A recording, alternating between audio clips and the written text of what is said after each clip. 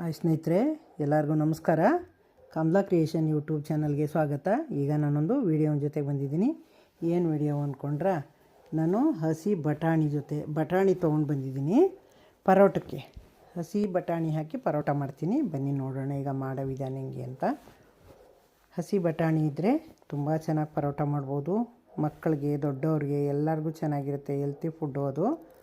ಹೊರಗಡೆ ಅದು ಇದು ತಂದು ತಿನ್ನೋದಕ್ಕೆ ಮನೆಯಲ್ಲೇ ಮಾಡ್ಕೊಂಡು ತಿನ್ಬೋದಲ್ವ ನಾವು, ಗೋಧಿ ಹಿಟ್ಟು ಹಾಕಿ.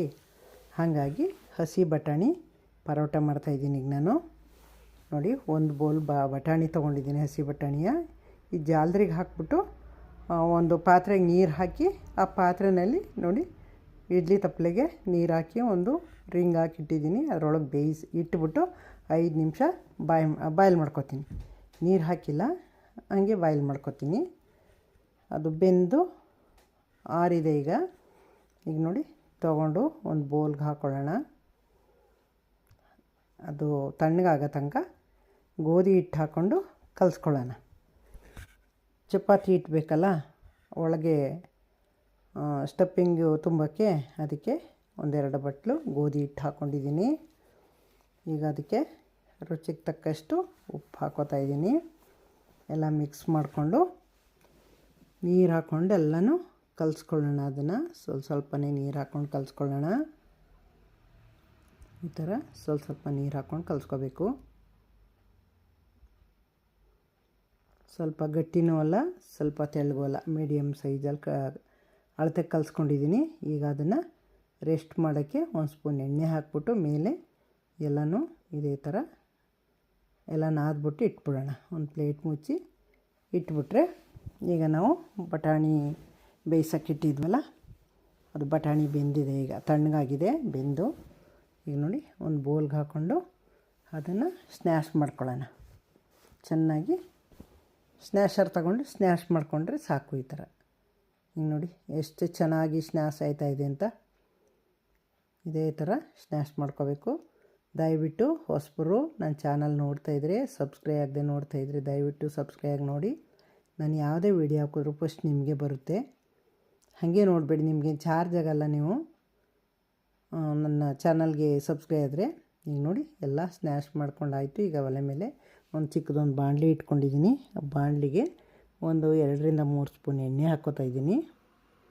ಎಣ್ಣೆ ಬಿಸಿ ಆಗಲಿ, ಸಾಸಿವೆ ಹಾಕ್ತಾಯಿದ್ದೀನಿ. ಸ್ವಲ್ಪ ಜೀರಿಗೆ ಹಾಕ್ಕೋತಾಯಿದ್ದೀನಿ. ಇವೆರಡು ಚಟಪಟ ಅಂತ ಸಿಡ್ದಾದ್ಮೇಲೆ ಸಣ್ಣಕ್ಕೊಂದು ಈರುಳ್ಳಿ ಹೆಚ್ಚಿಟ್ಕೊಂಡಿದ್ದೀನಿ.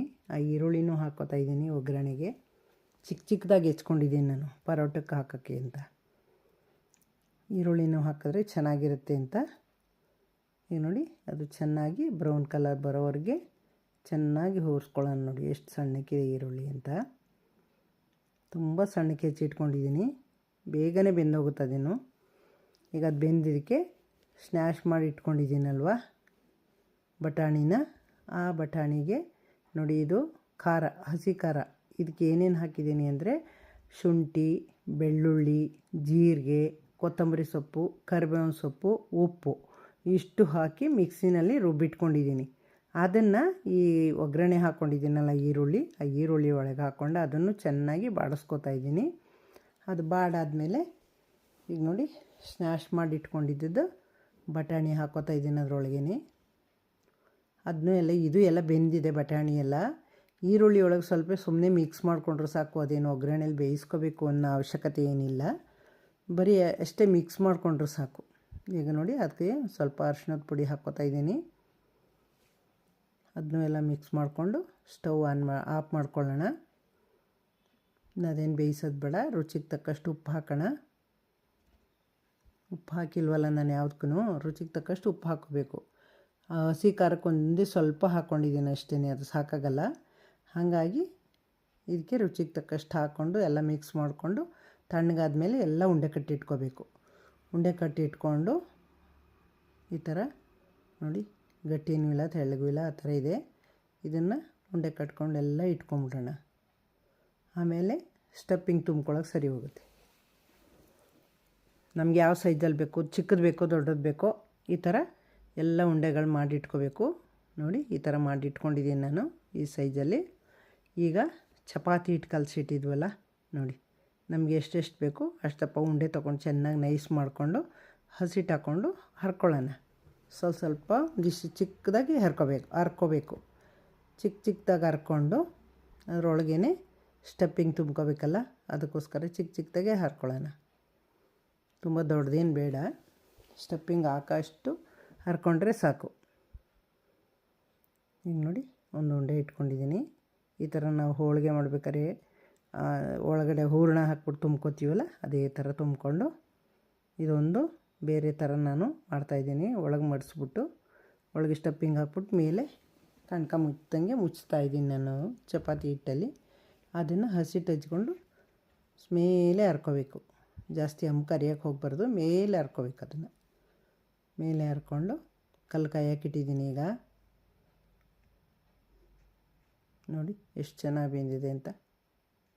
ಇದೇ ಥರ ಎಲ್ಲನೂ ಹರ್ಕೊಂಡು ಬೇಯಿಸ್ಕೋಬೇಕು. ಎಲ್ಲ ಹರ್ಕೊಂಡು ಬೇಯಿಸ್ಕೊಳ್ಳೋಣ. ನೋಡಿ ಎಷ್ಟು ಚೆನ್ನಾಗಿ ಬಂದಿವೆ ಅಂತ, ತುಂಬ ಅದ್ಭುತವಾಗಿ ಬಂದವೆ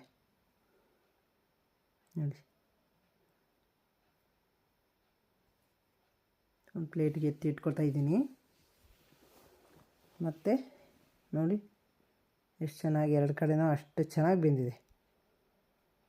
ಎತ್ತಿಟ್ಕೊಂಡು ಮತ್ತೆ ಇನ್ನೊಂದು ಹಾಕಿದ್ದೀನಿ. ಇದು ಬೇಯ್ಕೊಳ್ಳಿ ಚೆನ್ನಾಗಿ ಎರಡು ಕಡೆನೂ.